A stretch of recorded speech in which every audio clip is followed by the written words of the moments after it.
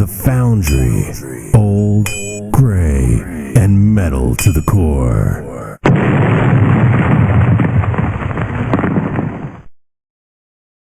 Hey, welcome to the Brutally Delicious Podcast and The Foundry.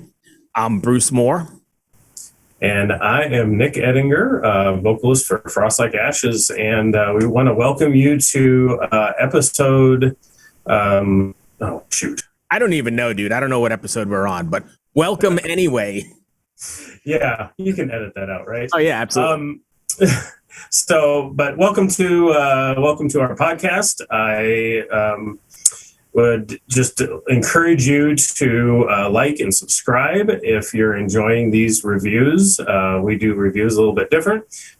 Each of us pick a heavy metal review to do, and then one of us each episode gets to choose a non-metal release for us both to listen to and react to. So if you have any suggestions, definitely comment below, but also share as much as you can.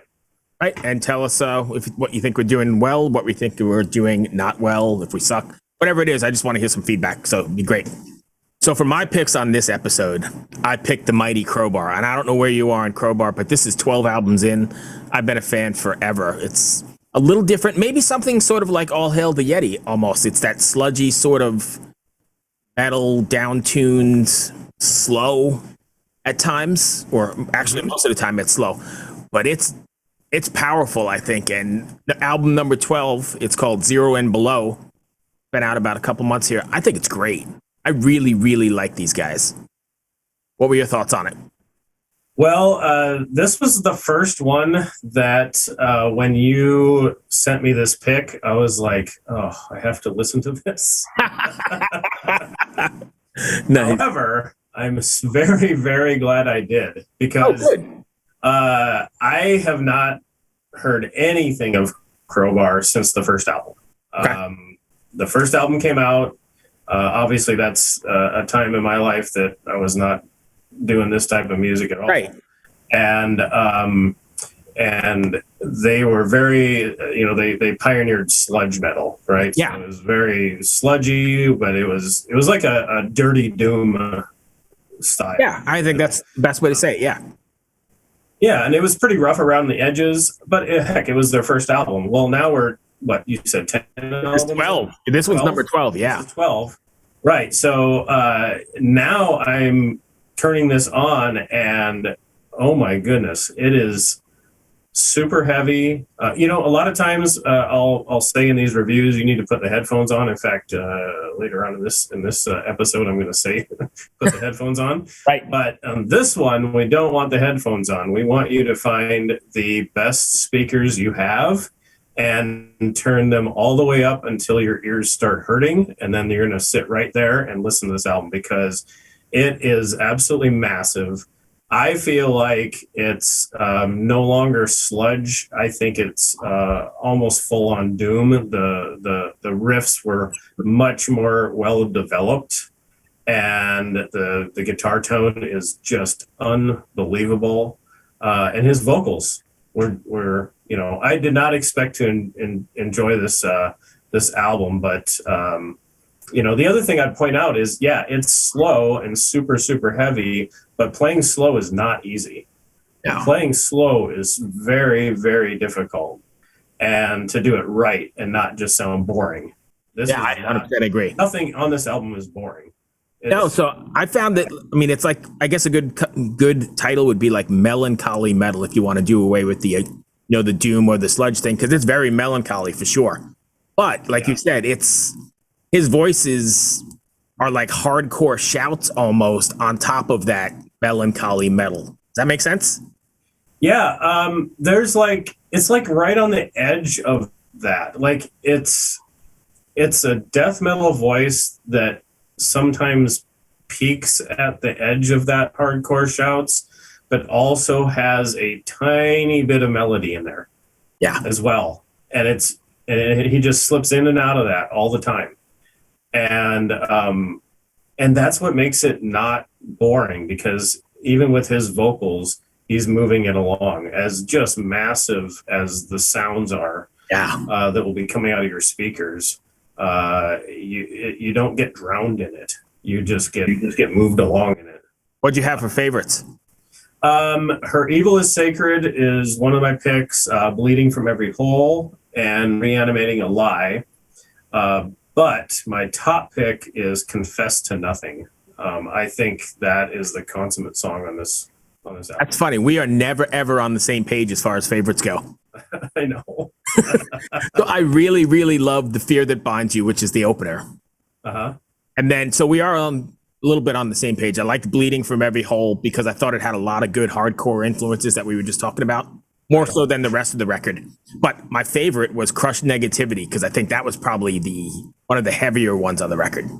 You know, that song, along with Reanimating a Lie, they were neck and neck. And they're back to back. Yeah. For me. Yeah.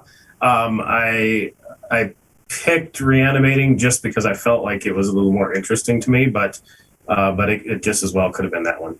So I think that's a good top pick too.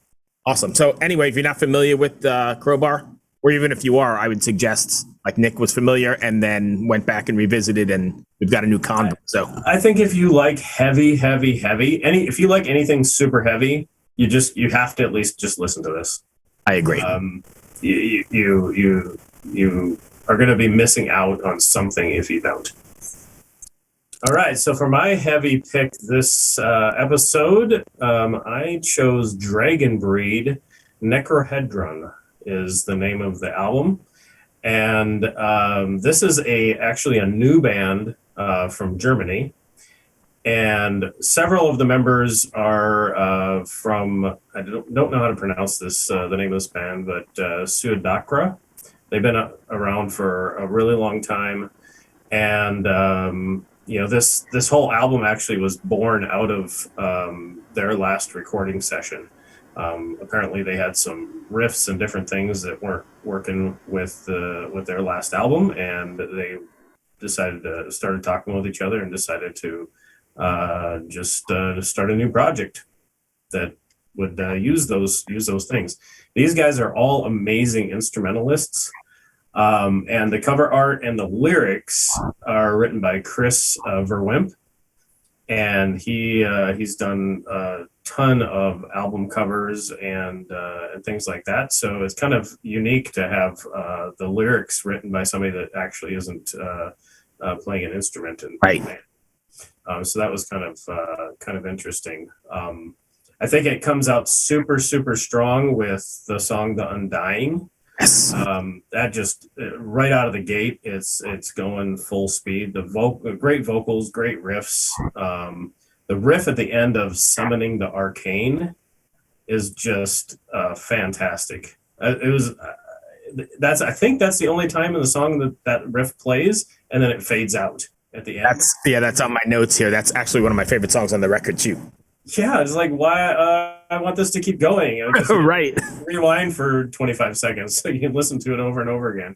Fantastic riff. For me, it's a death metal band, but the guitar tones and like the mix feels like a thrash metal band. Yep. I 100% agree. But the music is death metal. So it's a really interesting mix. What were your thoughts?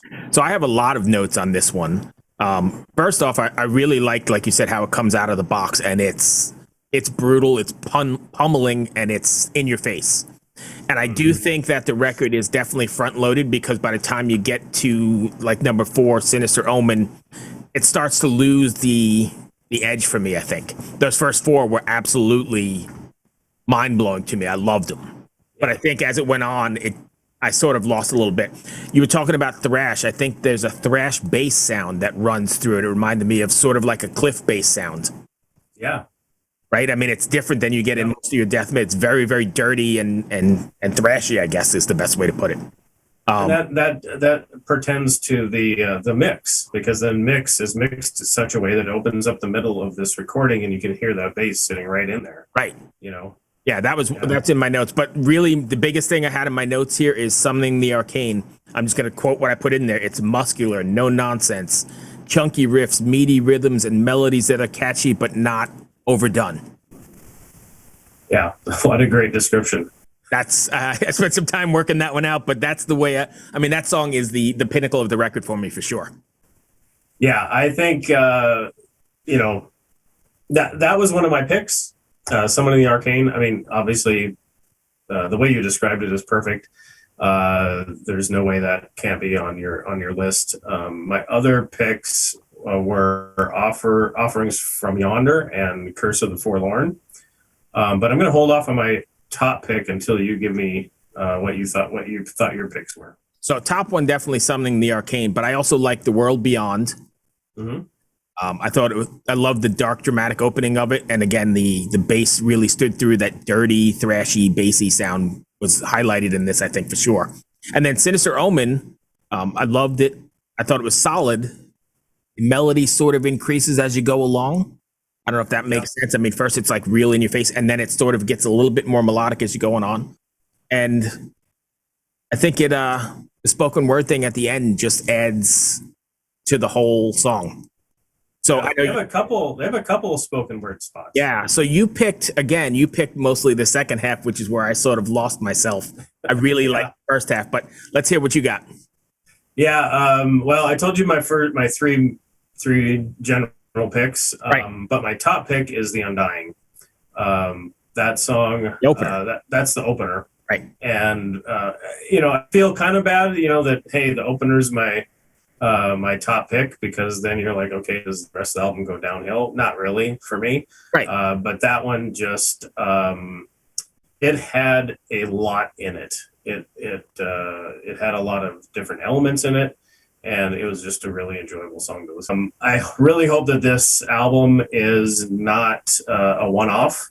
I hope that they continue on, because as good as musicians that they are, they're going to be able to develop this sound and develop what they want with it, and probably come up with some just epic songs in the future, I think. So in doing a little research, I ended up in a deep dive on these guys, and it seems, I mean, they're getting really good feedback from what I read on it. Yeah. It with them being in other bands, I'm kind of wondering if they're going to take it on the road. Right. Maybe if they take it on the road with their other band, that would be kind of cool. Oh yeah. Right. I've always wanted to see something like that. So I think if they can take it on the road and get some good traction, then I think that will encourage them to keep going and keep doing it. So I enjoyed it. It's definitely one to check out. Awesome. So then lastly, I don't know if I threw you for a loop with this one, but yeah. Well, let me go ahead and introduce it first. It's Please do. Queen Kwong. Record is Couples Only, and it's out July 12th of this year. Yeah, so it's not out yet. No. So that's kind of cool. Yeah. A buddy of mine, Ray, who's a publicist, I had asked him for some newer stuff that, is off the metal realm, and he suggested this, and I listened to it and I liked it. So I figured we could chat about it for a bit. So what were your thoughts off the bat? Well, one thing is she's originally from New Orleans, so is Crowbar, right? Yeah, so we got a whole theme going on, right? I didn't even put it together, but yeah. I should have found another band from New Orleans. So made it a trifecta. The one thing that you had mentioned, or actually probably the publicist maybe mentioned to you, was that she toured with Nine Inch Nails or Trent. Yeah, right. So that was one of the selling points where I was like, all right, let me look into this one. And so that first song starts out kind of like, I call it industrial light, light industrial. So sure. it has that industrial sound that I would associate with maybe Nine Inch Nails or Marilyn Manson or any number of bands, but on a very light scale. Like it wasn't heavy at all. Right. So at that point, I kind of I set it aside for a little bit till I was going to be in the mood for that. And I went back to it. I listened to that song again. And then I listened to the second song. And I was like, oh my gosh, this is completely different. And then I get to the next song and this is completely different. Yeah. I mean, she just goes, this is just her. It's her writing it. It's her performing it. Right. Obviously when she's live, she has people, but this is just her, which is just incredible. And 80s alternative, 50s rock and roll. One of the videos that's going to be released is one of those songs. She has the ability to create exactly the effect that she wants to complement whatever the point of her song is. But the one industrial type thing that probably the reason that so many people are attracted to her, or the Nine Inch Nails crowd would have accepted her, is that she has this ability to create a juxtaposition between,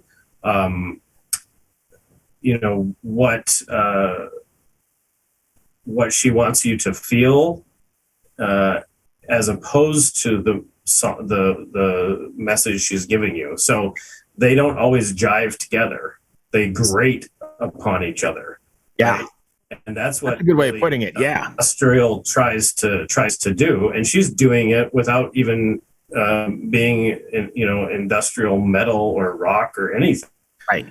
She's doing it on every single song. I will say that this is definitely not going to be the feel-good album of the year. No. It definitely deals with some crazy stuff. And I don't know how much of a research you did on it, but so I did a bunch of research, again, deep diving because we had some time for this, but I didn't realize that nothing was pre-written lyrically or musically. Like, according to the notes, it's entirely improvised and recorded on the spot. Really? Yeah. I read that about the previous album, or her original full length, but I didn't read it about this. So that's pretty cool. I need to double check that. I'm going to go back and look, but that's what I had in my notes. I'm hoping that's... Well, it probably is true, because that probably is her style of doing it. So that I thought was really cool too, because that takes it to a whole nother creative level, I think.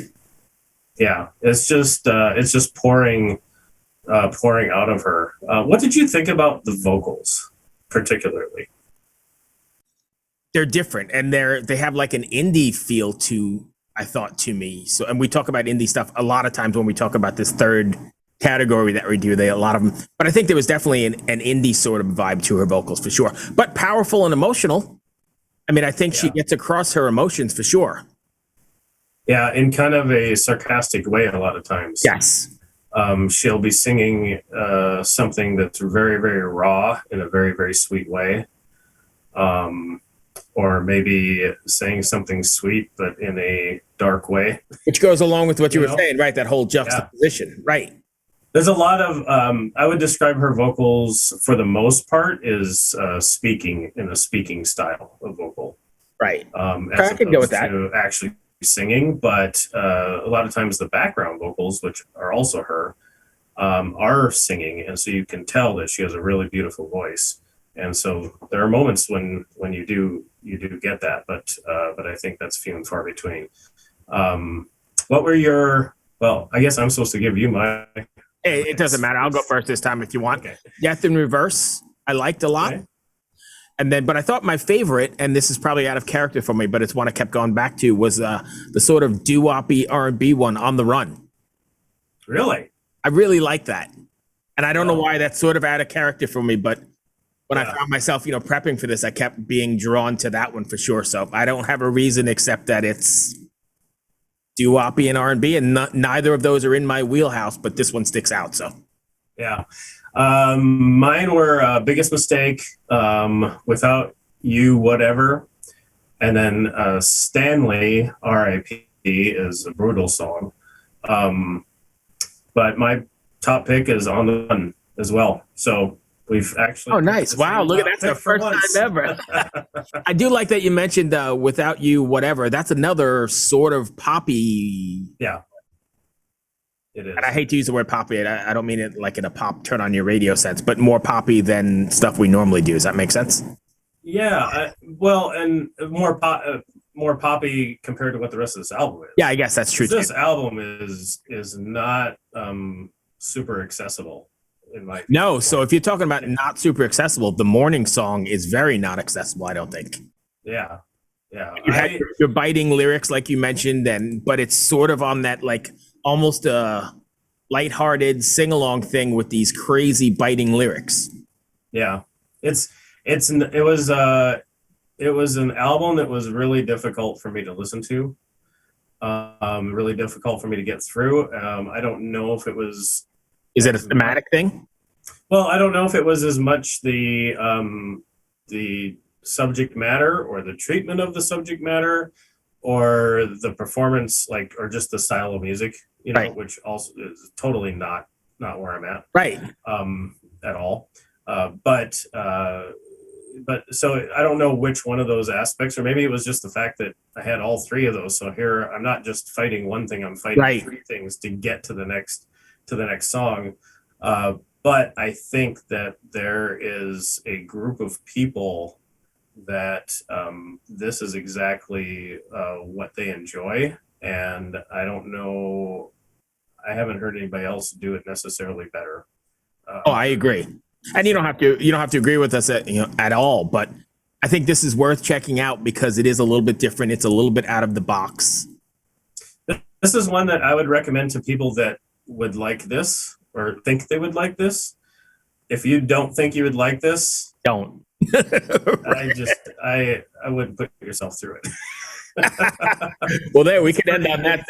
It's pretty brutal, you know, and which just sounds hilarious because, you know, I'm, you know, Black metal I did vocalist. black metal. I perform black metal.